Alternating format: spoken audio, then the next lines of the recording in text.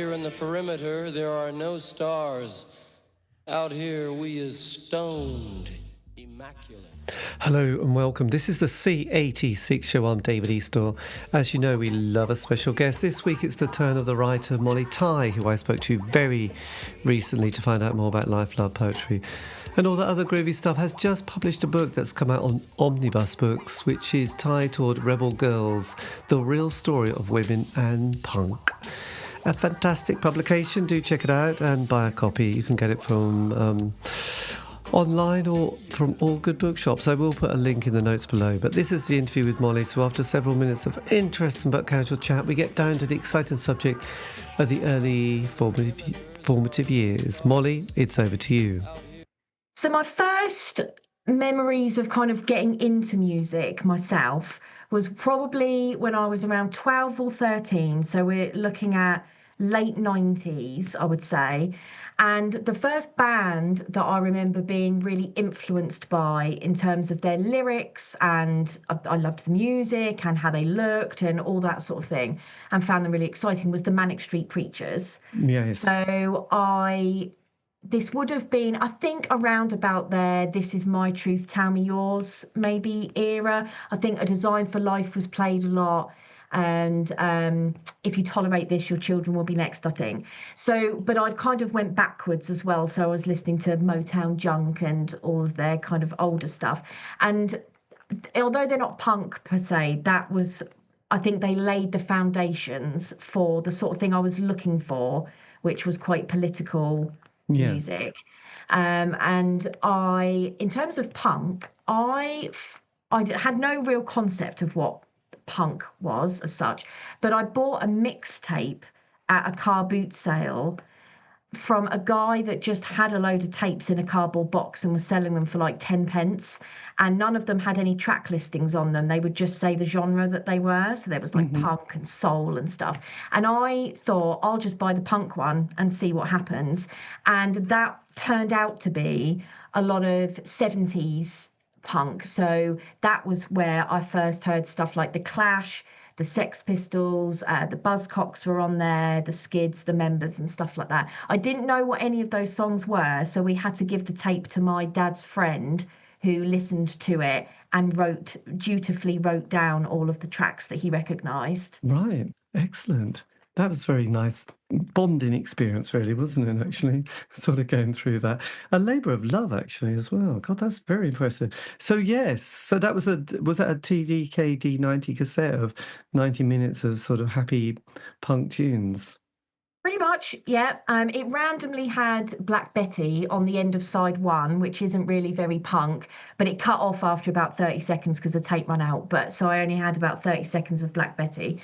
But I didn't like everything on the tape, but I really liked The Clash. And that's where my love of The Clash started. That was the first time I'd heard The Clash. Yes, God, that's amazing. So was this the late 90s and then the early O years that you were talking about on that musical front? Probably at this point we're late 90s, so I'm still Right. sort of 13-ish. Yes, going into the new Labour period of excitement and optimism.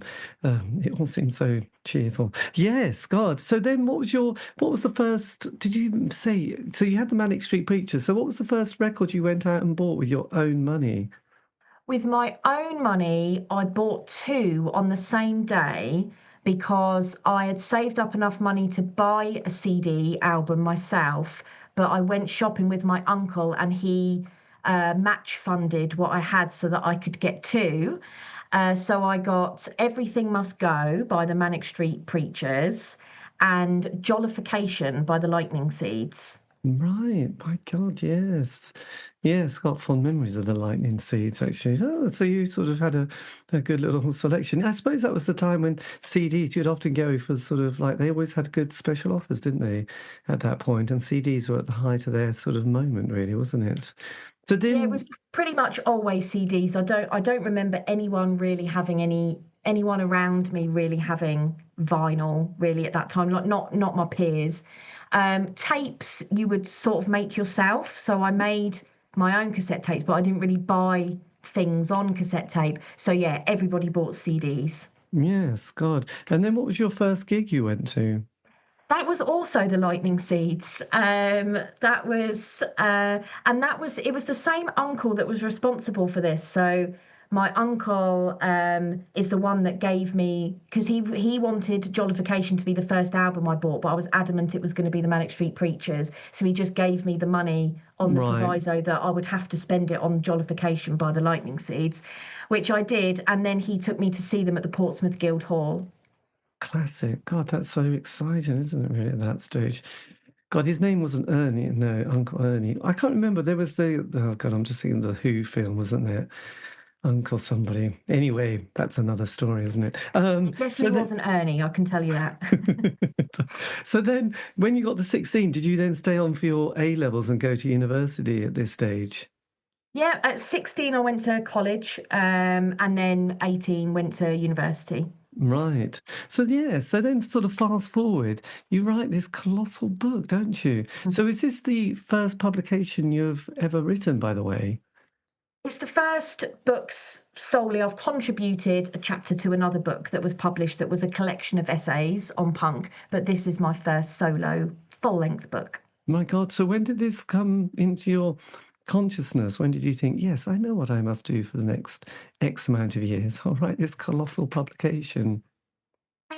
It's been a bit of a labour of love over quite a few years, actually. I've not, there's been moments where I've worked on it a lot, and then moments when I didn't, and I didn't know what was going to happen with it. I never sort of knew how you got books published, really. But the the original idea was around when I was blogging and just writing blogs that probably only I was reading, probably. And I was writing a lot about punk and what it means and the ethics behind punk and the philosophy of punk. That's what I'm really interested in. And I kind of wanted to just do a series of profiles of female punk musicians that I particularly liked. Yes. And then I just thought that there wasn't really maybe a lot I could write about them that maybe hadn't already been written by about these really, famous women like Debbie Harry and Susie Sue. And then I started thinking more about writing about from the perspective of rather than just describing someone's life and work, thinking about how it's impacted people.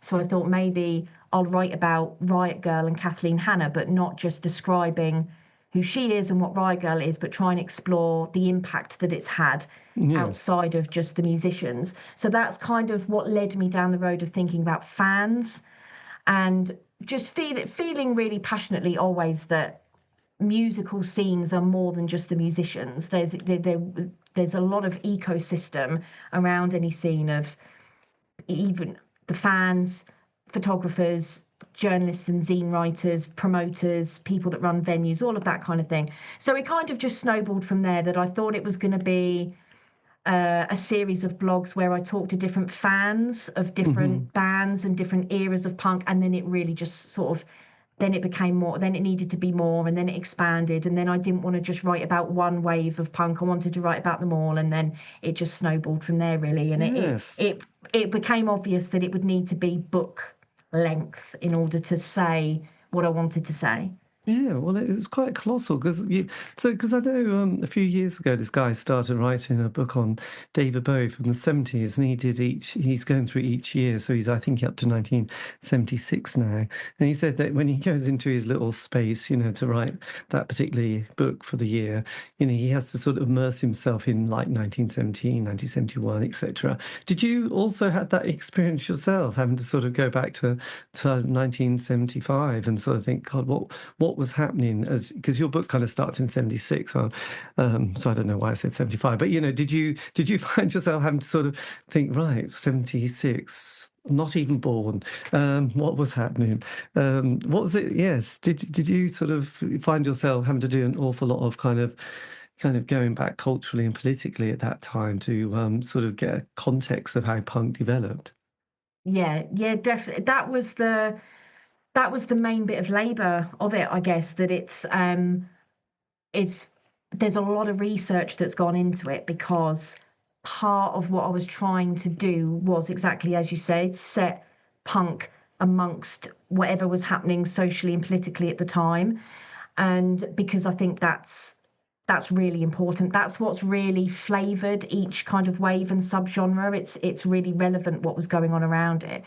And so it meant having to do a lot of research and really kind of go back to very specific places and times, the 70s in the UK, 80s in the US. So I'd go from doing a lot of research about the rise of the National Front in the UK in the 70s, then thinking about the rise of televangelism in the 80s in America and Reagan. Then, another day I'd be researching kind of the rise of the internet and MySpace and social media and stuff. So I've learned a lot about the world and about history and social history, and that's why talking to the people that I spoke to, the contributors and fans for the book, they just help make it a bit more human, so that it's, I can describe in the chapter, and this was the economic difficulties of the UK at this time, and this was some of the headline political things that were happening, and here's some stats. And Yes. then the fans can sort of say, and this was what it was like to actually live your day-to-day life with all of this going on around you, and this was what was difficult, and this was what was an opportunity for creativity and stuff. So hopefully the two kind of go hand in hand. Yes, on the sort of, because obviously it's gender based. Did you sort of look at like what it was like in the UK and then compared it to the US, and then sort of look at it in terms of the kind of the general, I suppose the gender politics of that time? Did you sort of examine that and sort of find anything quite interesting, or was it very different, or was it quite similar? It's kind of both, as in it's different and it's the same, in that there are some things that what I've always found really interesting about punk, because I like all different waves of punk. So there isn't just one cohort that I'm a big fan of, say, the 70s All Right Girl. I could find things that I like across the spectrum, really. And I think with the cultural context within each chapter, there are certain themes that are quite prominent. So it's not an entire history of the world from 1976 to now, but each chapter is picking things that I think were really important. So in the first chapter, which is about the UK in the 1970s, it's about things like, I've set a general scene around the economic situation, the political situation, race relations, things like that. But then, because the purpose of the book is then looking at how that impacted women and then how punk responded to that, it kind of focuses down on how that would impact women or people of marginalized genders, people who identify as non-binary, for example. Within that, there are a lot of commonalities that just prop up across space and time, in terms of economic inequality, in terms of pushing back against misogyny and sexism. But then there are things that are quite specific to each era that I found interesting to unpick as well. Yes, So, it was. yeah. Yes, I was going to say it is quite interesting economically, because Britain was in a bit of a mess at that point, wasn't it? In the sort of 70s, there was endless kind of change of government, and there was obviously those famous kind of 3-day week and endless strikes, and sort of having spoke to a few bands, they just said how broke they were at that point. There was just absolutely no money, trying to sort of go to paying to. They were getting the petrol to go to a gig, and sometimes not having money to get back, and having some sort of means and some cunning plan to sort of try and get some petrol to get home again was, you couldn't believe how sort of poor Britain was at times. And obviously, sort of punk started in 76, but then it was the Silver Jubilee, which was this kind of great moment where people were a bit worried that no one was going to like the royal family. And then it's like, no, they do love the royal family. What a wholesome family. But at the backdrop, you still had, Rod Stewart with his big hair and blonde girlfriend. And then you had all these little sort of, little street urchins who obviously weren't living the life of Rod and prog rock either, really. So it was just kind of an interesting contrast, actually, at that stage. So with the British one then, and looking at the gender, the side of it, did you sort of feel that women at that stage was that a moment that you felt that women musicians had the confidence to start sort of forming bands themselves. Yeah, I mean, certainly that's been attested to by the musicians and other people in bands that may be formed, but we don't hear of them now. You know, we don't, where they've been lost to time. There are always a lot more bands than we know about, that maybe didn't make it past a garage or a very small venue. So there's always women involved in making music, and all of the other roles as well, which it's important to cover, being taking photos, promoting the gigs, organising the gigs, etc. But I think that what was fed back from the people that were there that I spoke to for the book was that they did feel that punk was very empowering at that time for women, whether you were on stage or not, in terms of, you know, the sort of personal freedom and liberation, being encouraged in some ways to move away from the male gaze, explore your creativity, be fierce, be angry, all the things that aren't really naturally associated with women, or particularly at that time expected of women. Women's anger is still quite taboo, which is another big topic of the book.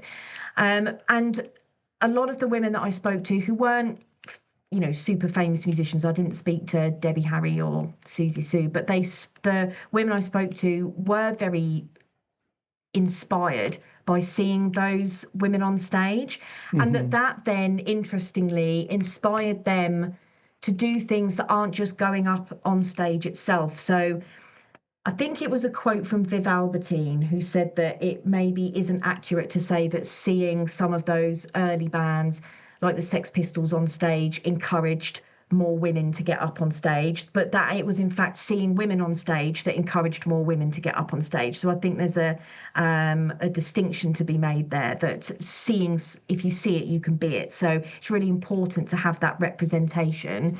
But interestingly, and one of the big takeaways from, I hope, from the book and from anything I write about punk, is that the inspiration and the confidence it inspires in people goes beyond just inspiring them to mimic or you know, get involved in what they see on stage, but that confidence, that self-confidence, and that feeling of feeling comfortable to not conform and to tread your own path and create your own destiny, that kind of thing, inspired a lot of those women to do other things. So even though they were inspired by Polly Styrene and Susie Sue, it didn't necessarily mean that they were inspired to then get into bands, but they were inspired to pursue careers in social care and social work. They were inspired to get more involved in their community. They were inspired to be artistic in other ways. So I think that's something that sometimes gets lost in the discussion in punk, that because it's so DIY, that if you want to get involved in punk, anyone can start a punk band and get involved. And that may be true, but that might not be the way you want punk to inspire you or the way you want to get involved. But the general principles, I guess, or tenets of punk, in what it inspires in people, can lead them to go on to do lots of other great things as well, beyond just being musicians. So that was a really strong theme that came out of that chapter in particular. Yes, well, quite.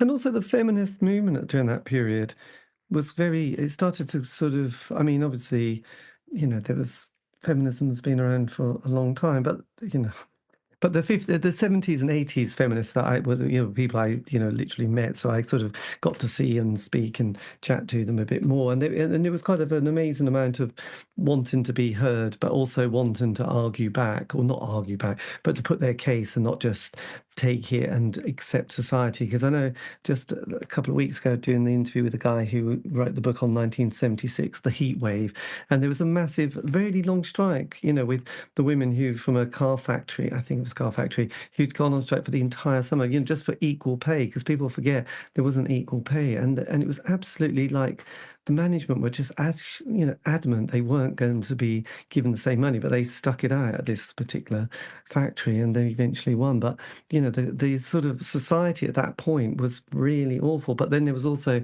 an awful lot of murders, and there was like movements from the feminist movement about reclaim the streets and those kind of things, because there was things like the Yorkshire Ripper and people like that started to approach, and various other sort of murders which were quite horrible that I'd forgot about in that particular period. So it wasn't just, yeah, like you were saying, it wasn't just music. It was kind of people expressing themselves and questioning society. I think that was possibly one of the main things that happened during that time. Yeah, absolutely. And it was the 70s was kind of what is referred to as the second wave of feminism, in a sort of trying to sort of group certain waves of activism and what unites it into these sort of different categories. But the issue of violence against women was really big in the feminist movement in the 1970s and onwards.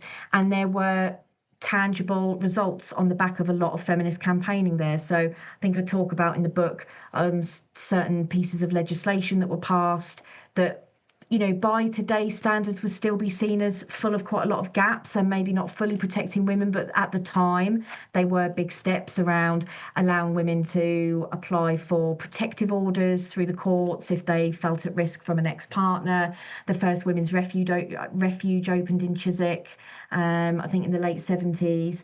And this is very much one of the motivators, I guess, or inspirations behind writing the book, and because violence against women is a big theme throughout all of the chapters and all of the waves and the whole book. And that is really what punk inspired me to do, is to go into that sector. So my day job is in the violence against women and girls sector. Right. So I was also interested to track that history of how attitudes have developed. And a lot of the women that I spoke to for the 70s chapter in particular, where issues around domestic abuse, sexual violence were a really big part of the 70s and the lives of women, and watching all of these campaigners. And you talked about the Reclaim the Night marches, which started around then as a backlash to Yorkshire police suggesting women have a curfew in order to keep themselves safe from violence. That was a really big interest to me. And a lot of the women that I spoke to talked about, even if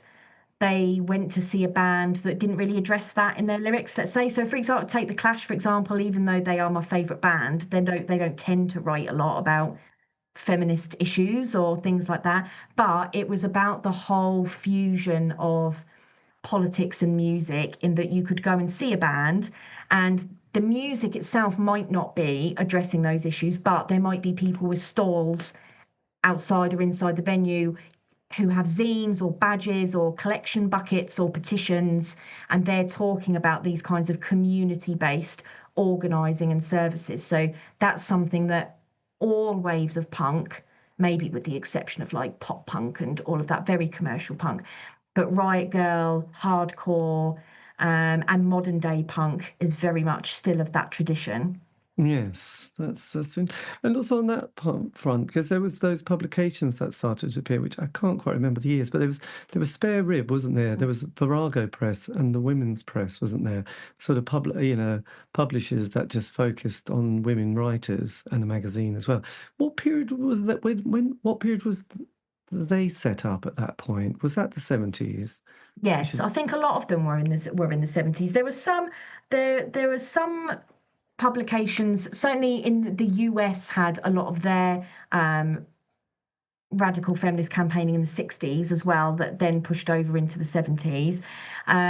But yeah, a lot of the this wave was very active in the 70s. Obviously, lots of campaigning happened before that maybe we don't, sort of credit or know that much about. But what was very prominent in people's minds was the activism and campaigning of the 70s. Yes, it was interesting as a movement, punk, because it did seem to make women a lot stronger. Because it's interesting, I've always been interested in the 60s period and thought it was all beautiful. But then reading various articles and watching various documentaries, actually it was horrendous for women during that period because it was like the men acted very normally but with long hair and less clothes and just expected, women or chicks as they were often referred to sleep with them. And if they didn't, it was like, well, you're just uptight and you're part of the establishment. And so a lot of that has been like spoken about now. And it's like, oh my God, it's horrendous, isn't it? The 60s was a terrible period. I mean, they thought it was all this kind of great sexual liberation with the pill and all that. But actually, it got really, as with most things, can get quite dark and unpleasant and traumatize people because suddenly they're being pressured into doing things that they didn't really want to do. Whereas the punk movement definitely sort of regained a lot of that and questioned a lot of that kind of traditional family values, really. Did that sort of also, come out within this publication as well? It did, but I think I would be mindful that one of the purposes of the book, I guess, was to not allow punk to claim at face value that it is just inherently a very feminist genre that is inherently safe for women all the time, everywhere from the beginning. So I think it's like anywhere. I'm very keen to stress in the book that I'm not holding punk to any particularly higher standard than I would anywhere else, but simply interrogating some of the generalizations that might be made that you still see in certain sort of punk groups on, social media and things, that punk is anti-sexist and therefore there aren't these predatory behaviors or there aren't these kinds of issues within punk scenes, and or that there certainly weren't at the beginning. And so the women that I spoke to, talked quite openly about the fact that in many ways they did feel safer in punk concerts or punk gigs than they would on the streets in general, because at the time the look was still very provocative and shocking. So it was you were quite conspicuous if you were walking down, at the high street in Birmingham dressed as a punk, compared to maybe how it'd be perceived now. The women talked about feeling very unsafe in a lot of ways, but not necessarily in punk gigs where they felt they were around sort of like-minded people, and there was an effort to be very progressive, and sort of that year zero approach was like any kind of sexism or misogyny or predation. That's the old world, that's the old way of doing things, and that's what we're trying to get rid of. But the reality is that that can't have been the reality in 100% of places, and it hasn't been then and it isn't now. So a lot of the themes of the book are how I think as time has gone on and our sensibilities around talking publicly about these things have changed. Now it's much more of an open discussion. So if an allegation is made against a band member, or a venue not being run in a safe way, for example, I think people are much more open about talking about it. Yes, that's interesting, isn't it? Did you also bring in the late 70s movement of kind of rock against racism and the National Front, and also two-tone as well? Did you sort of feel that that was kind of an important thing to put in within the sort of the main theme of punk? Yeah, absolutely. I thought you can't really tell that story of the 70s punk movement without covering that as well, particularly as I wanted to talk about one of the big themes of the 70s chapter in particular was around racism. And so I think the two-tone movement is a really important part of that story of how Britain sort of managed its race relations, and how culture and music was a part of that in the late 70s and early 80s. So yeah, it was always a given that I was going to talk about two-tone, and that was a bit of a learning curve for me, because I have this sort of a general knowledge about it, but it hasn't been that subgenre that I have been really immersed in that sense. So it was really that required, looking at a lot of interviews and speaking to the contributors that I interviewed as well about it. But that's also that's a book on its own. I'm sure that people have written Yes. already. It was dear old, it was the Rivers of Blood, but then it was Eric Clapton that you also mentioned when he sort of goes completely bad, weird, just becomes very racist, but not even slightly, but quite, yes, horrendous. And that's kind of one of those things that's, yes, sort of galvanizes the whole movement as well, doesn't it, at that point?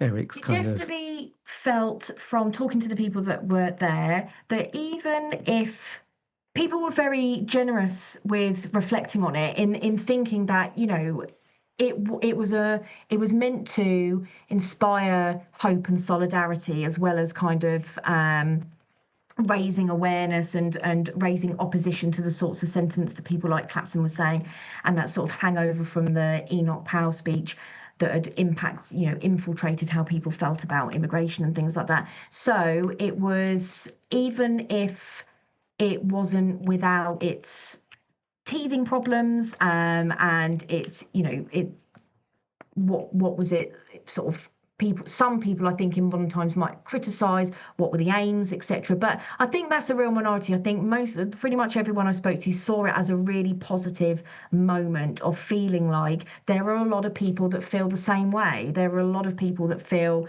that they, with this amount of people feeling this way, there's some hope for the future. And I think that's also something that's carried across all of the last 50 years of punk, that people, the purpose of something like protest or political solidarity isn't just what you can tangibly say is the outcome afterwards, even if it doesn't elicit immediate change in legislation or something like that. It is about creating hope and reminding other people that there is a community out there of people that feel the same way and are willing to get out on the streets to express their opposition to racism or sexism or whatever it might be. And some of the women that I spoke to, even though these quotes didn't make it in the book, because you have to be pretty ruthless sometimes with editing, lots of women said they made some really great friends in that movement, in that time period, and everyone felt like we're fighting the good fight. And I think that sometimes that's enough to keep you going, isn't it? Feeling like you're yes, doing the right thing. well, absolutely. I was just thinking, I mean, I know that's, I mean, at that point, I suppose a lot of people wouldn't realise that on the gender front, and being gay was like, it was a career, it would have destroyed anyone's career at that point, isn't it? The Sun, the tabloids, if they had that, we've got something on somebody, you just knew it was going to be about their sexuality or something that they did. So it was, it was such a taboo subject. All those football players who had to keep it there, even musicians, and it was like people like Tom Robinson who came out with that song, "Sing If You're Glad to Be Gay."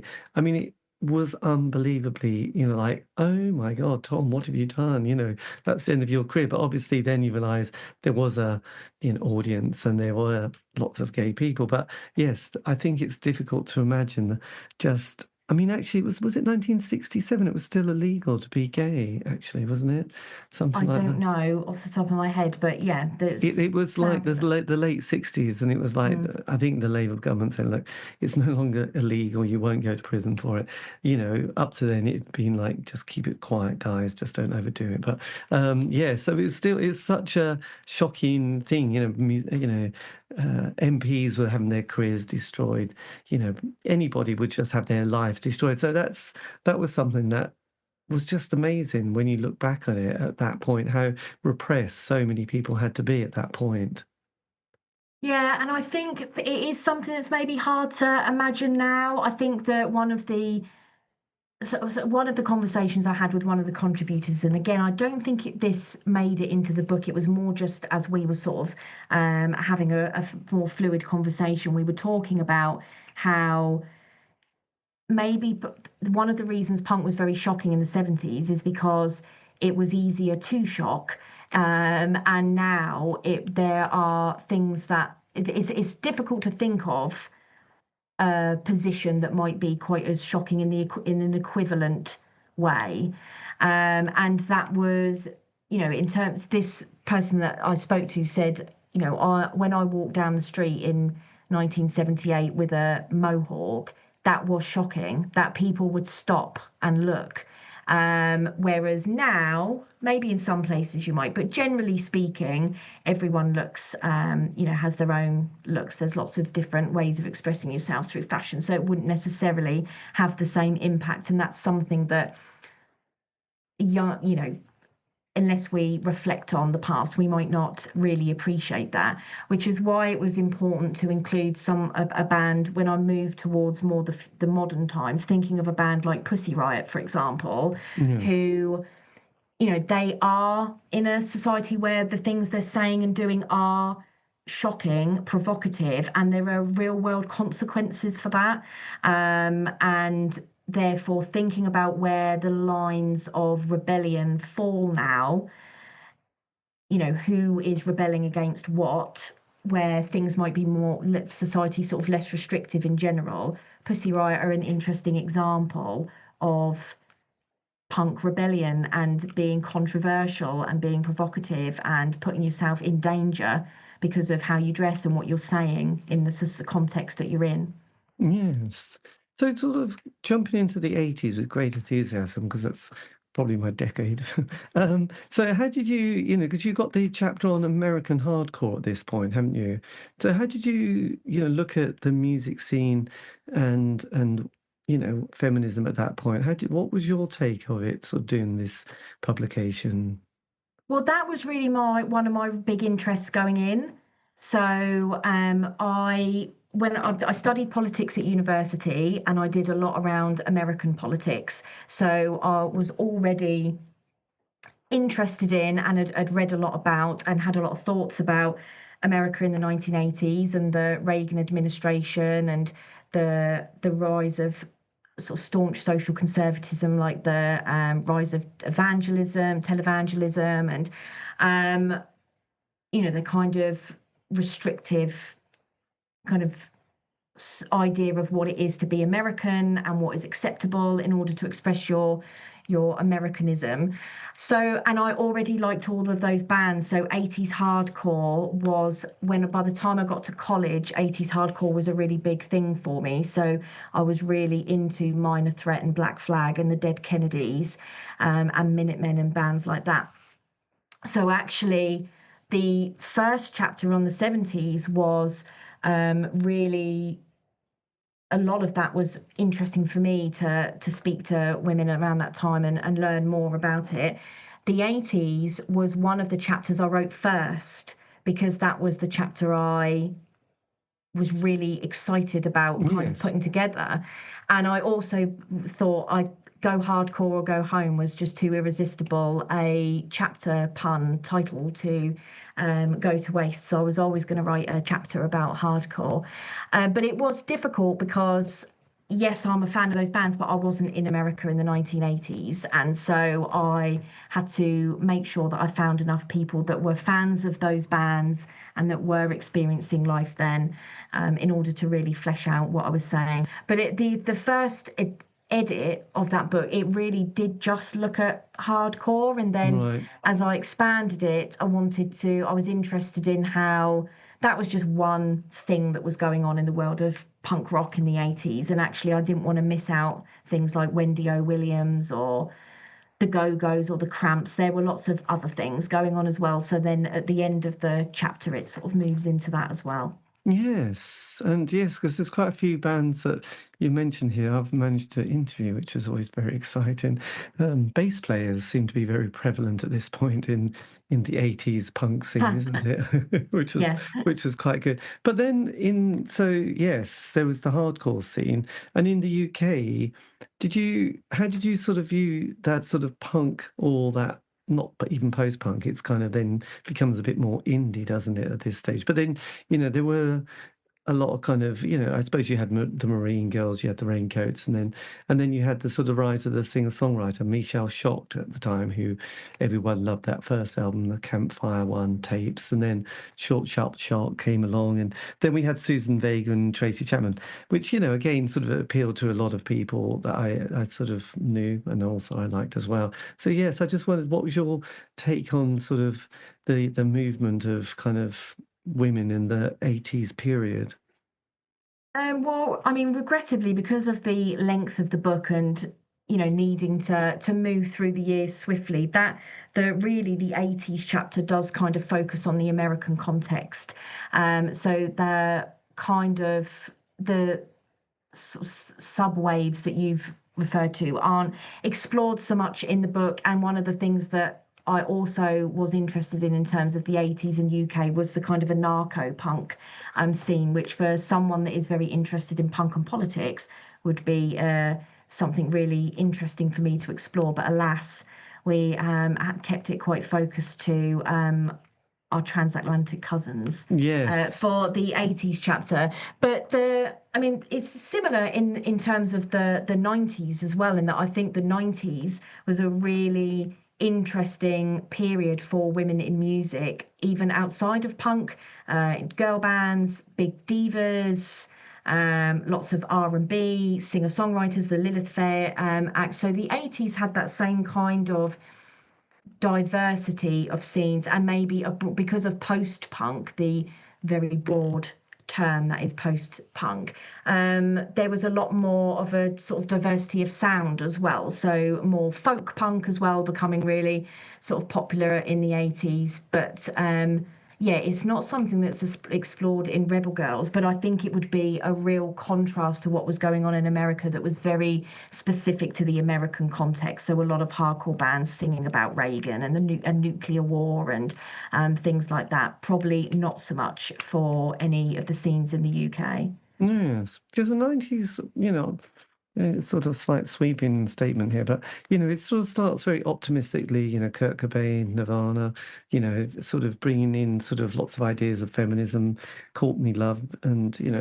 at times was just amazing. But then it finishes on Woodstock 99, doesn't it? And this horrendous kind of lineup of boy bands almost. I think there was like two women on the bill, wasn't there, who quickly got their set over and ran before they were sort of mutilated probably in the car park. I mean, the 90s is a weird decade, isn't it? I mean, it is a little bit of a tricky one, and it does end so hideously bad. I mean, and then there's a lot of, I don't know, did you ever see the film, the Woodstock 99 film that came? Yes. And I Yes. remember when it happened, I was 13 in 1999. So I remember this being covered in the press. I used to read, Melody Maker and Kerrang and those kinds of publications. And I remember that what was interesting about writing the 90s chapter, at least the bit that covers the end of the 90s and then the 2000s chapter, is that was then the chapters from where I can speak also from my own personal experience of being a fan of those. So I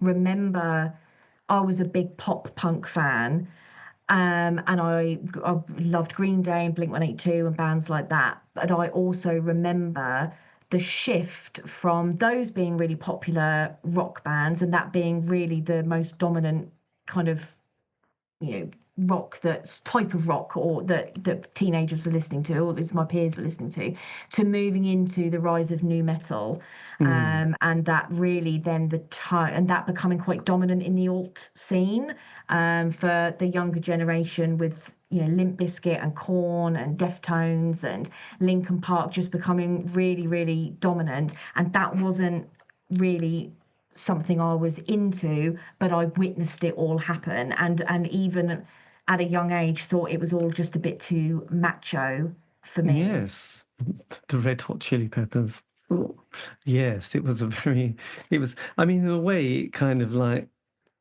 it was kind of a perfect end to sort of a party that kind of goes bad, doesn't it, really? And it's like, I think we're going to have to stop this now because this has gone far enough. And it was kind of just interesting, sort of like with each decade and each scene, like on that sense of like the 70s feminists that I met were very different to the 80s feminists I met. And then I kind of think each decade has quite a different type. I mean, I could see that they wouldn't get on because they would just kind of, like annoy each other. And that the 90s, where sort of women were starting to feel empowered by almost giving away their sexuality or just anything, would have freaked, an 80s feminist out, because it's like, my God, no, you don't do that. But that's not liberating. That's just being exploited by these horrible blokes.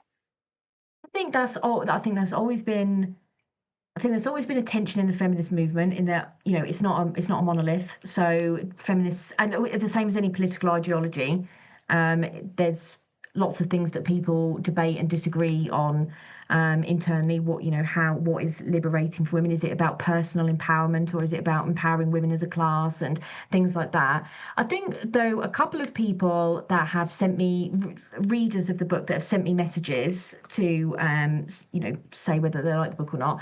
A couple come to mind that have said that, actually, who are younger readers, who said that they actually found it really interesting to see how things are now in terms of the kind of infrastructure there is for feminist campaigning, goes back many years, and that it had kind of made them think that even if they wouldn't necessarily agree with those campaigners on specific issues, that they were interested to know that there were generations of women who have been trying to fight for what they would see as equality and liberation, for women. And so they found that sort of quite interesting.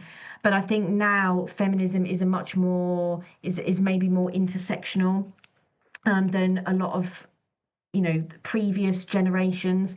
But even within then, there would have been feminist debates and discourse within each era as well. So Yes. not every feminist in the 90s would agree with other feminists in the 90s. And actually, Riot Girl, if you read Kathleen Hanna's biography, she talks quite openly about the fact that they were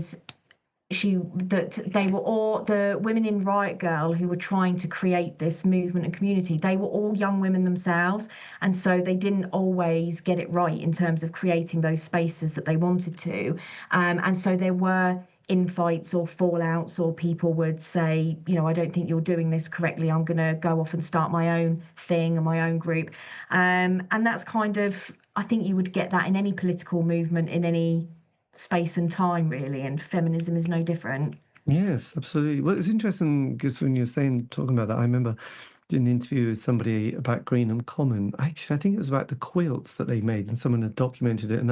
And it's a lovely book if you ever get a chance. But she said that, and I didn't know this, but I'd just seen the photographs and heard a few stories. But they had different colours for whatever group that the women felt committed to, and it was quite interesting that, my God, life is always so complicated. It's always, having been in the alternative scene quite a lot of my life, throughout my life, it is very strangely complicated at times, and there's little sort of subtle things that you have to read the room sometimes to go, oh yes, this is not my scene, oh this is my scene, within to an outsider it all just would look the same. Like, I just thought Greenham Common, I didn't realize there were different colors, that the women went to different areas, depending on how they felt about things. So yes, life is so complicated at times, isn't it? I wrote something recently for my website, Punk Rock Philosophy, about it was about the Redskins specifically, but it talked about the Red Wedge, which Yes. was obviously not something I remember firsthand.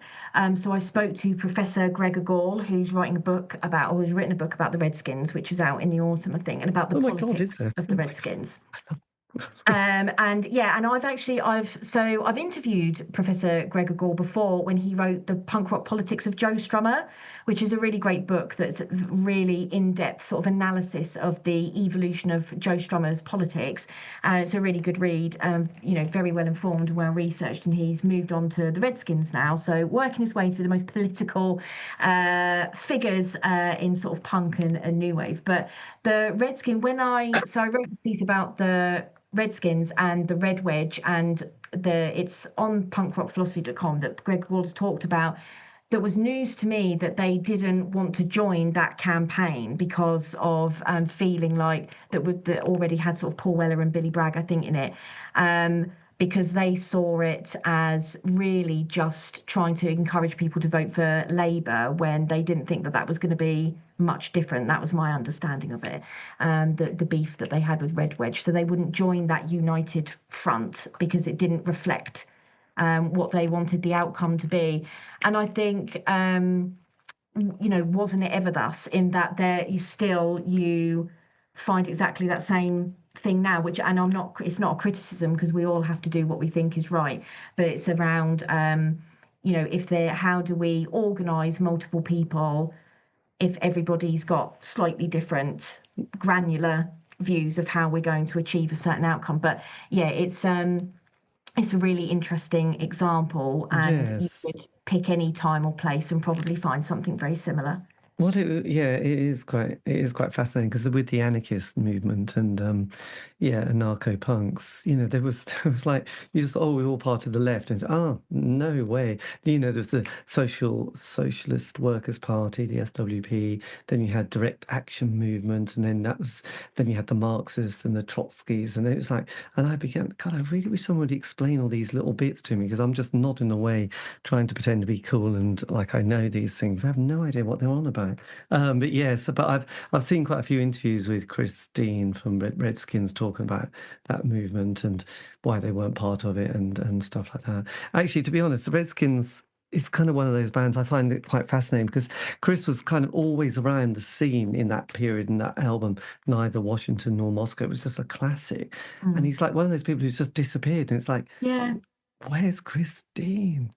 What's he up to? What's he doing? And so I'll be fascinated to know how they get on with this book. But yeah, again, yes, there was poets like Jules who was part of that scene actually, but there wasn't an awful lot of women part of Red Wedge, come to think of it. But they did their best and they went around the country and tried to sort of get us to vote for Neil Kinnock. That all went terribly well against Margaret Thatcher. Not really. But look, I think there was also, from memory, there was, didn't Joe Strummer do, was it Rock Against the Rich or something like that? So tried to start something that was similar to Rock Against Racism as a kind of ongoing movement, but it was Rock Against the Rich. I remember that. the comic strip did Eat the Rich as a film, but I can't remember really. I watched it, but I can't quite remember. But he might have done. So look, going back to one of our favourite artists of all time that you mentioned, which I love, Avril Lavigne. We're talking about the O years now, aren't we? So dear old Avril comes on the scene. And to be honest, I'm a big Avril fan, so hurrah. So yeah, so how does she fit into your book in a good way? I'm not, criticising it. I think she fits in. She was kind of just a really good embodiment of kind of some concepts that I was trying to explore. I didn't mean to pick on Avril Lavigne, and I think there might be bits in the book where someone might perceive that I might be sort of blaming her for some of the things that she represents, which isn't the case. But once we get into the noughts, there's a few things that happen. There's kind of an amalgamation in the mainstream of alt sounds. So people aren't quite as delineated, I guess, if that's a word, into I like punk, I like metal, I like this, I like funk, I like hip hop. In terms of alt, it became very much smushed together around about the time of emo and nu metal. This happens around the same time that things like MySpace become popular. So people now want credibility online as well as in their real lives, and they can build those communities online. The internet is now becoming, the internet's existed before, but it's becoming more that, people are getting them in their homes and it's going to be more people can access it. I didn't have the internet at home until I think probably about the year 2000.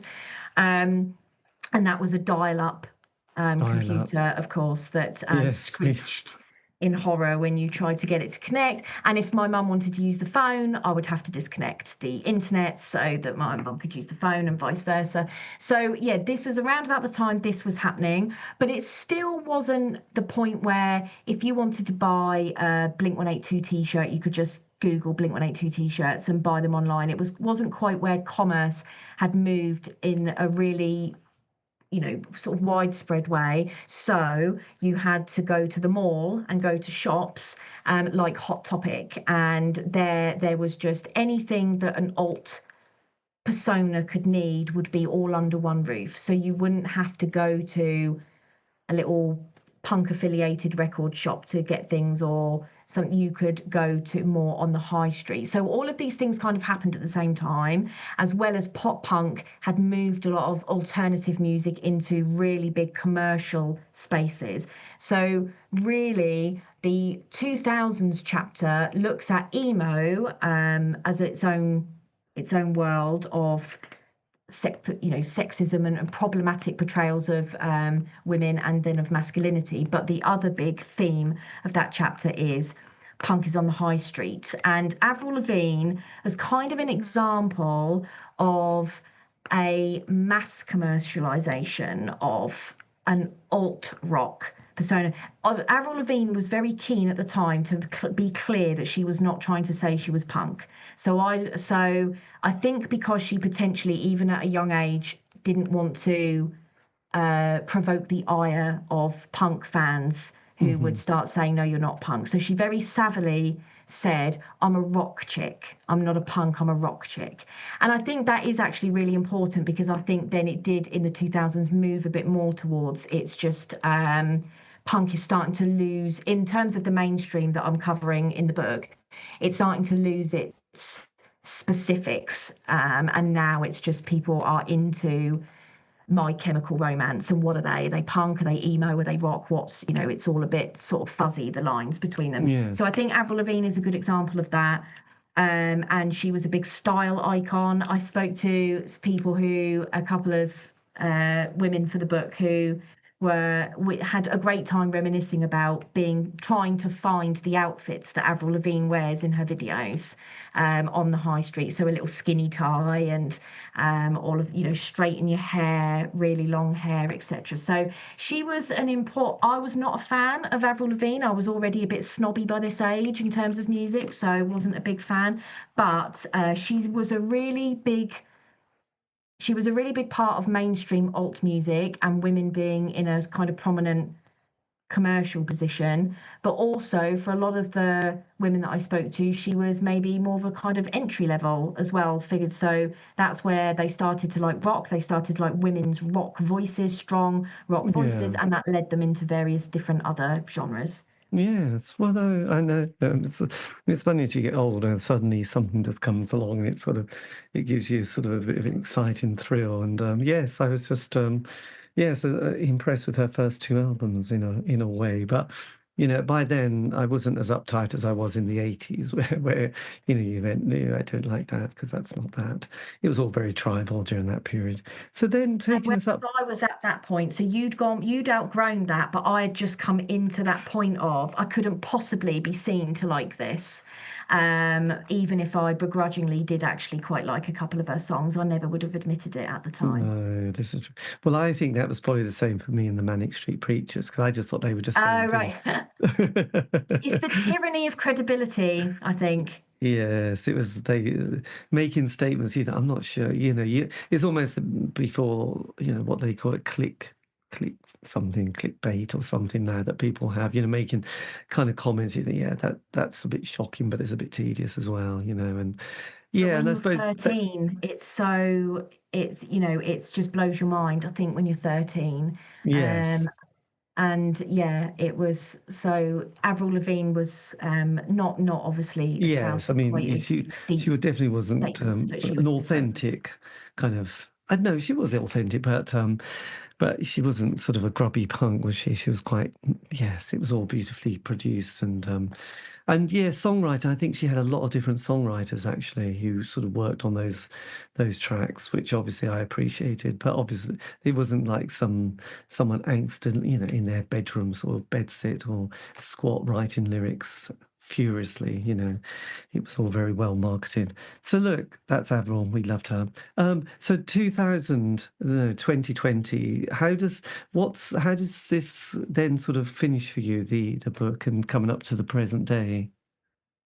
The book, I think that the last chapter ends on, a really hopeful note. And the more I read it back or think about it, the more I'm like, yes, it was. I want it. It was. It's a positive book because even though I am not afraid to hold punk and different punk musicians and punk bands and punk scenes to account, and I consider myself a critical friend of the genre, and I don't think it's perfect by any means, and I'm keen for it to live up to its ideals when it doesn't always. But in the 2020s chapter, I think about where there are still some aspects of women engaging in a music scene that aren't always really openly spoken about. So I talk about music as a job and how difficult it is to make a job, make a living as a kind of full-time musician, and how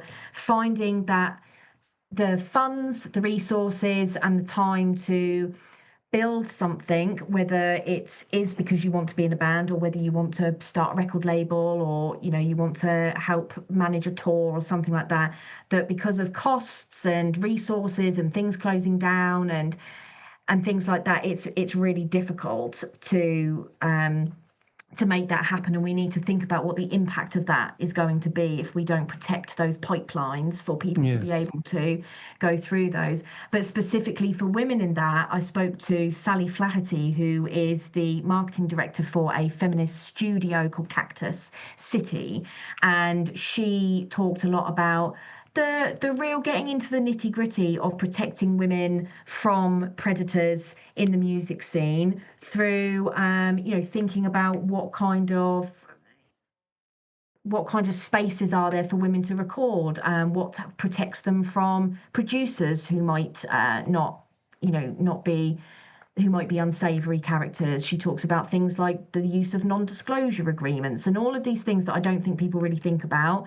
And I think talk about bands like Problem Patterns have spoken about the conditions of things like touring, that actually if you are someone that has a disability or accessibility needs, that actually touring can be really, really difficult on your health, your physical and mental health. And, we need to sort of think about that and include it. And also our gig spaces, are they inclusive? Are they accessible, etc.?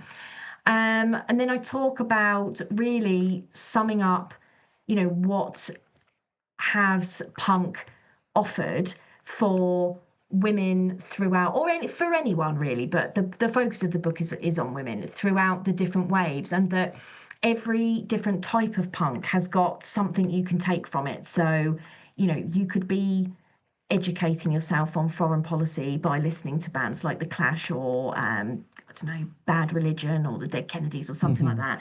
But you could also just feel the absolute terrifying existential angst of being a teenager by listening to Simple Plan or Newfound Glory or Green Day, and that's fine as well.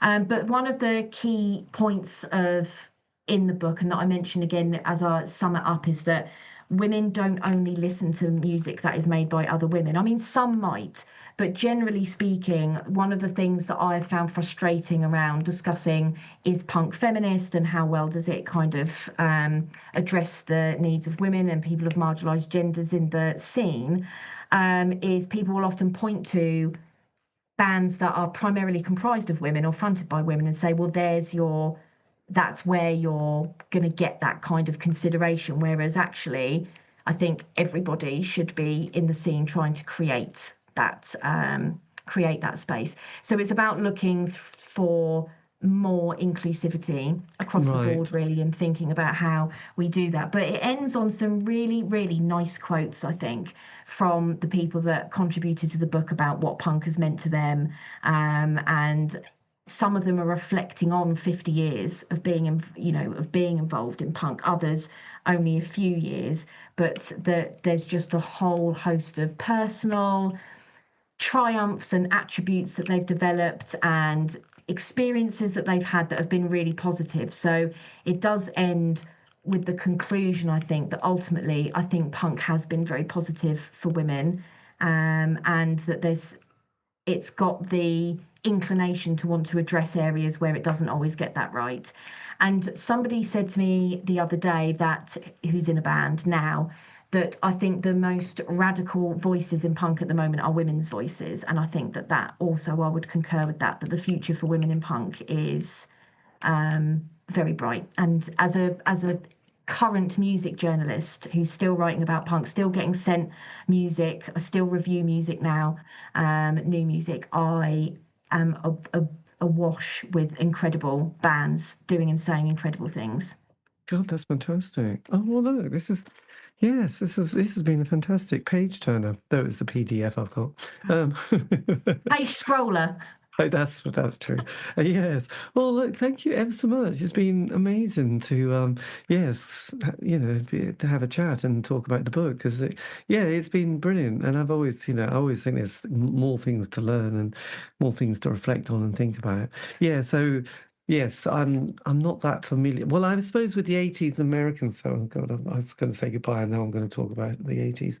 Yeah, because I was just in the bands like Sonic Youth and Husker Du and I suppose Big Black to a certain degree in the Butthole Surfers. So yeah, there was sort of but I was an indie pop kid really.